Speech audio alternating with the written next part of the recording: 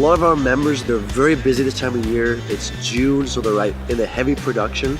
It's important that the guys are able to get away, but then they can focus and recharge, refresh, learn, and then come back and hit the third quarter hard. I've got 2 kids and a wife at home. The business with them, taking 2 days off for me is amazing. We kind of set the whole event up so that it's got an adventure side, but also a tangible learning side as well.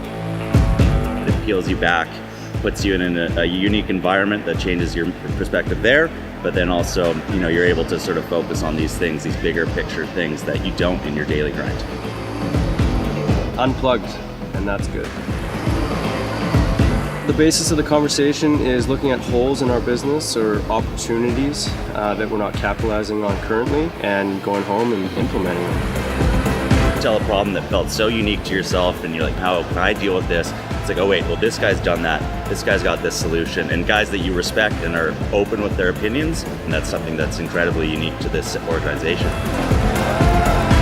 We're all away from work doing this for the betterment of our businesses, but also to feed our souls. To have this opportunity would only work through something like BTA and what they provide.